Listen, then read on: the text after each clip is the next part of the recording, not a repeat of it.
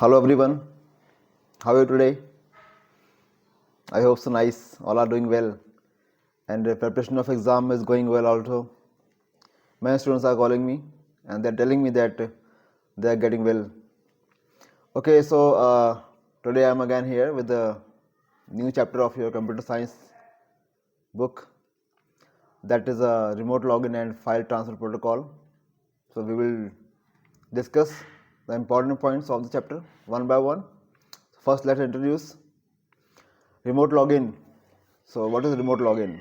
Actually, whenever you are at different location from, you can say, away from your home, in that case you want to access some data from your PC that is at home. So what technique you will use to access your data from your home? So about the same thing we will go through. What are requirements, what techniques are required, and how it works. First of all, remote login typically refers to the ability to access and control a computer or system from a different location, often over a network or the internet. There are various methods and protocols for remote login, and the choice depends on the specific requirement and the type of system you are working with. So it means कहने का means ये है कि जैसे remote login की बात कर रहे हैं हम, तो रिमोट लॉगिन क्या है? आपको अपने सिस्टम को एक्सेस करना है, कुछ डेटा उसमें पड़ा हुआ है, आपको चाहिए और आप कहीं दूर हैं, अपने सिस्टम के पास नहीं है, वो आपके घर पे रखा हुआ है या आपके ऑफिस में रखा हुआ है. उसमें से डेटा जो आपको चाहिए या आपको उसमें कुछ काम करना है, तो कैसे कर पाएंगे? ओके, तो उसके लिए ये टेक्निक है रिमोट लॉगिन. मतलब कहने का कि आपको एक सिस्टम को यूज़ करके दूसरे पे काम करना है, कंट्रोलिंग आप कर सकते हैं. ठीक है, तो उसके लिए जो बहुत सारे मेथड्स हैं, बहुत सारे प्रोटोकॉल्स हमें फॉलो करने होते हैं. अब उनमें से हम कौन सा चूज़ करने वाले हैं वो हमारी अपनी चॉइस होगी. ठीक है, कि हमें कौन सा चाहिए, और डिपेंड करता है सिस्टम कौन सा आपके पास है, और डिपेंड करता है आपकी क्या क्या रिक्वायरमेंट्स है, आपको किस तरीके से उसको एक्सेस करना है. Okay, so first of all protocol we have here FTP, file transfer protocol. A standard network है आपका protocol used to transfer files from the one host to the another over a TCP based network on the internet.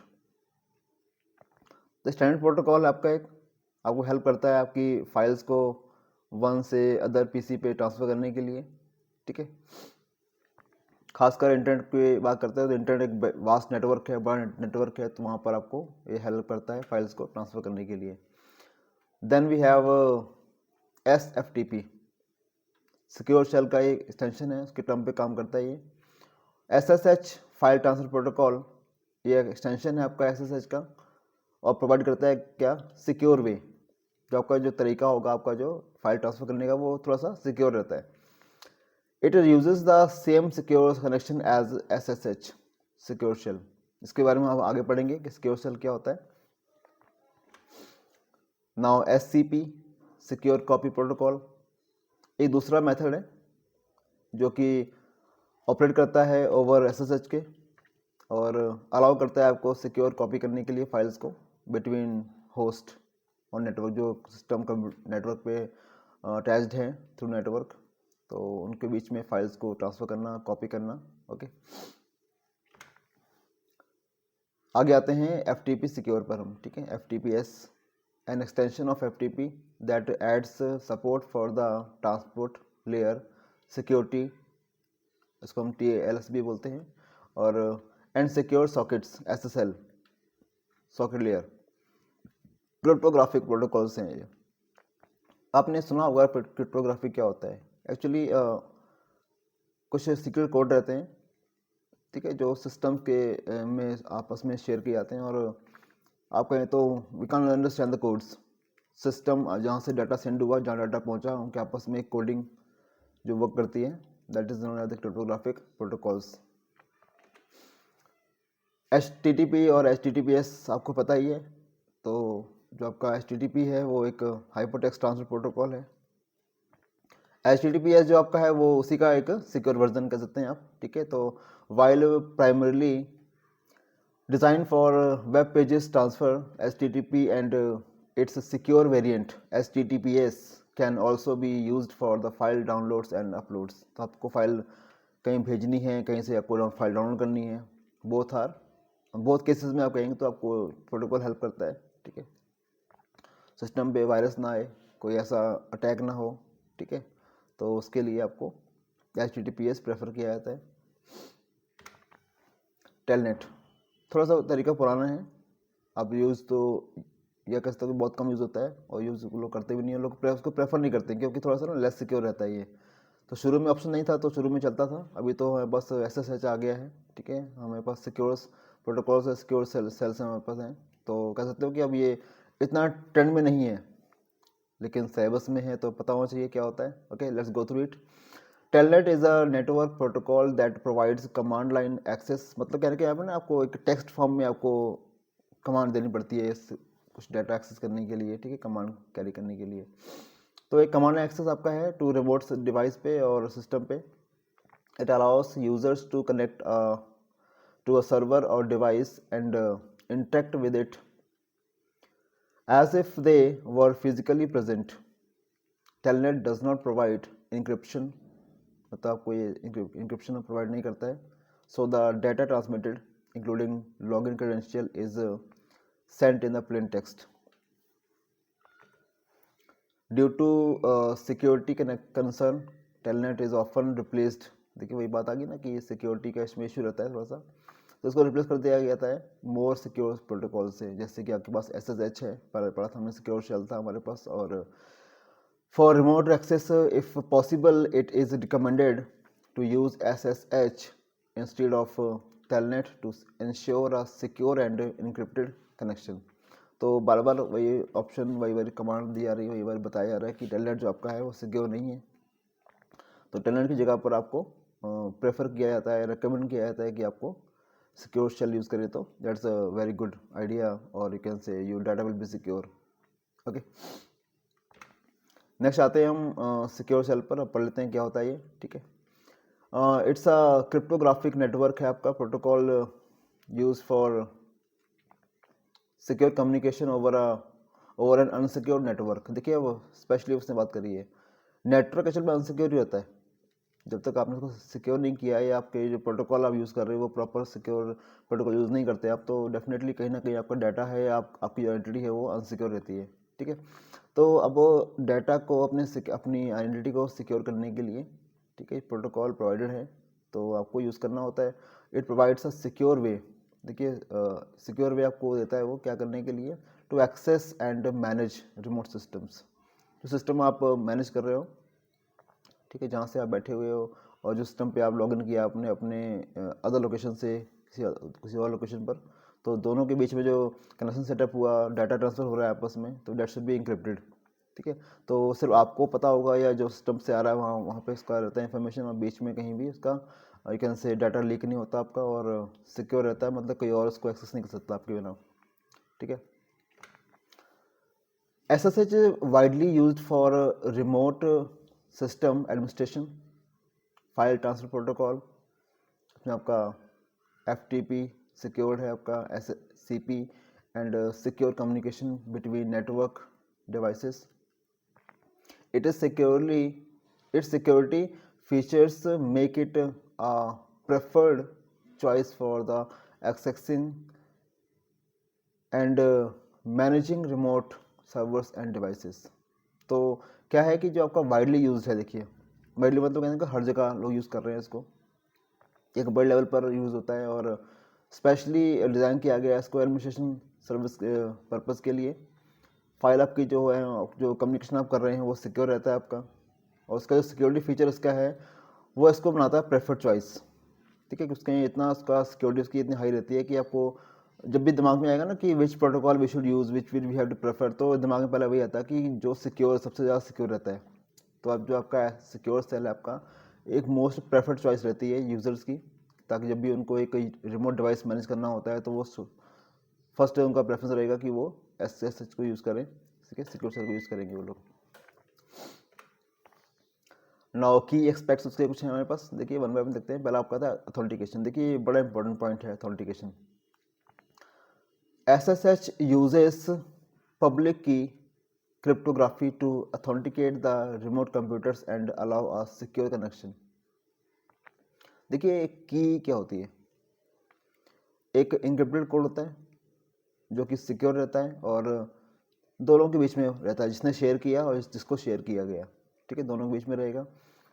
तो उससे क्या होगा कि जो आपको system पे आप लॉगिन करने वाले हो या कोई आपको सिस्टम लॉगिन करने वाला है जिसको आपने अलाउ कर रखा है या जिसने आपको अलाउ कर रखा है,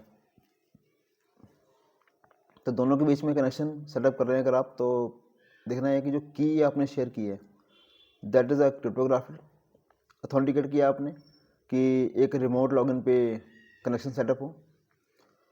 allow a secure connection, users can also log in with the user name and password if configured. अगर अलाउ किया गया है, अगर एक्सेस दिया गया है, अगर शेयर किया गया है एक यूज़र नेम और पासवर्ड, ठीक है, तो मतलब वो प्रोटोकॉल को फॉलो कर रहा है, ठीक है। तो आपको अगर एक टास्क दिया गया कि आपको एक सिस्टम को एक्सेस करना है जो अदर लोकेशन पर है, और जब आप सर्च करते हैं ना उस पर सर्वर पे जाके कि सिस्टम कौन से इसमें कनेक्टेड है, तो अब बात आती है शो तो करेगा आपको वो, लेकिन आपको उस पर लॉगिन करना है, कैसे करना है। तो in that case you should have a password end user ID password आपको मिलेगा उसका, जो कि ऑलरेडी कन्फिगर किया होता है कि अगर आप यही एंटर करेंगे तो आपका वो लॉगिन हो जाएगा, नहीं तो नहीं होने वाला है, ठीक है।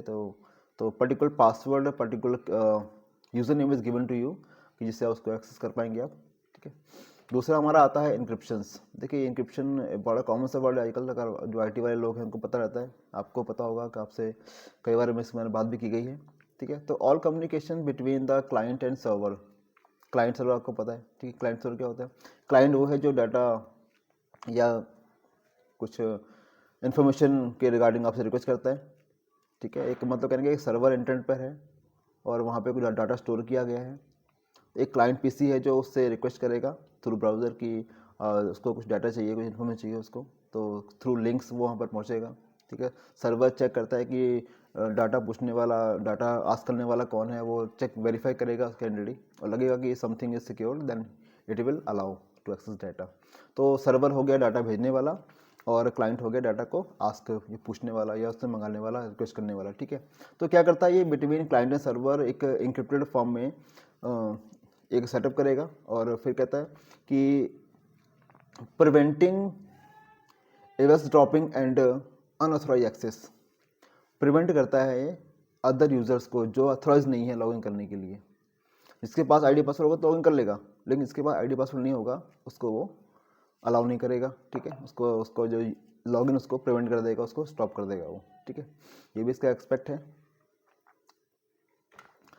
देन की एक्सचेंज, देखिए जब ना एक क्लाइंट और सर्वर या दो होस्ट या दो PC आपस में कनेक्ट करते हैं तो आपस में वो एक की शेयरिंग करते हैं, ठीक है, मतलब सिक्योर कोड वो शेयरिंग करते हैं, जिससे कि उनका जो सेटअप है कनेक्शन का, नेटवर्क का, वो बन जाता है, ताकि वो जो सेम कोड है वो एक को दिया गया ना PC में, अगर दूसरे में शेयर नहीं होता वो, तो उन दोनों का आपस में एक ID फिक्स हो गई कि जो मुझसे कनेक्ट करने वाला है ये कनेक्ट हो चुका है, इसका ये ID है, और दूसरा को बीच में अगर आएगा तो उसको आइडेंटिफाई कर लेगा वो, ठीक है। तो मतलब कहने का कि जो आप PC आपने कनेक्ट कर दिया, आपस में दो को कनेक्ट किया आपस में, तो उनके आपस में जो कोड शेयर हुआ वो उनको पता है आपस में, ठीक है।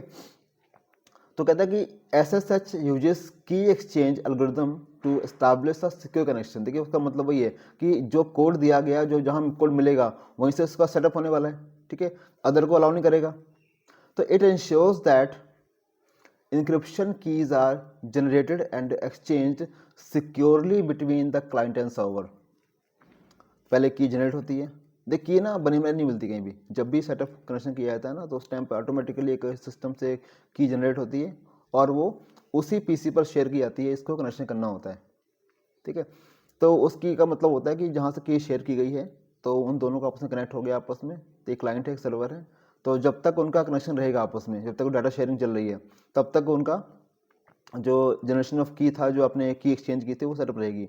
जो कनेक्शन एक बार चला गया आपका, कनेक्शन आपने ब्रेक कर दिया, काम पूरा हो गया आपका, तो वो की आपकी डिस्ट्रॉय हो जाती है ऑटोमेटिकली। जब फिर से नया कनेक्शन बनाएंगे आप, फिर से एक नई की जनरेट होती है और वो उसको एक्सचेंज किया जाता है आपस में, ठीक है। पर्पज़ का ये होता है कि जहाँ डाटा भेज रहे हैं वहीं जाना चाहिए ना। अब सपोज करते हैं रियल लाइफ में आप किसी से बात कर रहे हो, ठीक है, तो आपको पता कि आप किसको, आपकी कोई खास बात है या कोई सीक्रेट बात है, किसको बतानी है आपको, पब्लिकली तो बोलेंगे नहीं आप, ठीक है। तो आप उस पर्सन को अपने पास बुलाएंगे। सिस्टम्स में क्या होता है कि डिस्टेंस इज देयर, ओके। मान लो हम लोग कहीं किसी से बात करते हैं, तो हमने उसको पास बुलाएंगे, पर्सन को बताएंगे कि भैया ऐसी सी बात है, ठीक है। तो आपने बता दिया, उसको सुन लिया उसने। अब उस पर्सन का ट्रस्ट आपके अंदर है, आपको पता कि वो मेरी बात यहाँ वहाँ नहीं करेगा, उसको पता है आप ये मेरी उसकी बात यहाँ वहाँ नहीं करोगे, तो आप आपस में बातें शेयरिंग करते हैं, ठीक है। आपके दोस्त भी ऐसे होते हैं आपके, जो आपकी बातें आपस में यहाँ वहाँ नहीं करते कि ठीक है दोस्त का प्रॉब्लम है तो मुझे पता होना चाहिए, किसी और को ना पता लगे, ठीक है।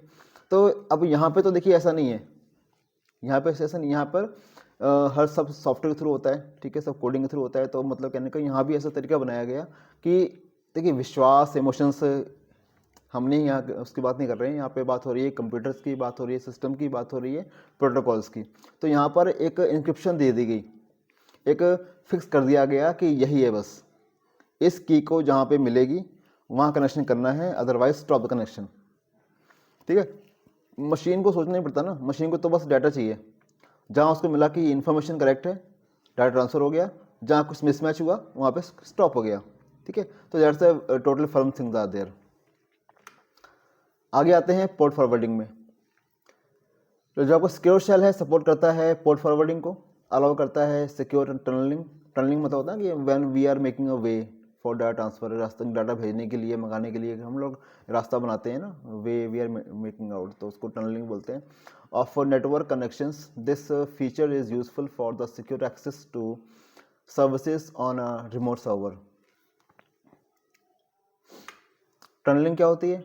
Can be used to create secure tunnels for various network services, enhancing security for applications like database connections और file transfers।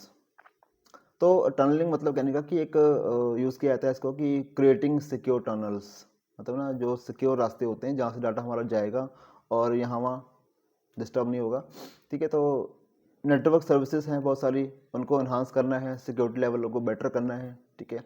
कोई एप्लीकेशंस आपके पास हैं, कोई डाटाबेस जो यूज़ कर रहे हो, उनके बीच में जो सेटअप हुआ, कनेक्शन एक बन गया और फाइल ट्रांसफर हो रही है, ठीक है। तो और सारे किस काम के लिए टनलिंग की आती है, जो कि अब सिक्योर मतलब कहने का हो कि इसको आपने पहले बनाया रास्ता आपने, फिर इसको सिक्योर किया आपने कि डाटा जो आपका जा रहा है वो सिक्योरली जाएगा वहाँ तक जहाँ आप भेजना चाह रहे हैं, या वहाँ से यहाँ तक आएगा जहाँ से आप मंगाना चाह रहे हैं, ओके। तो दोनों तरीके से काम करता है।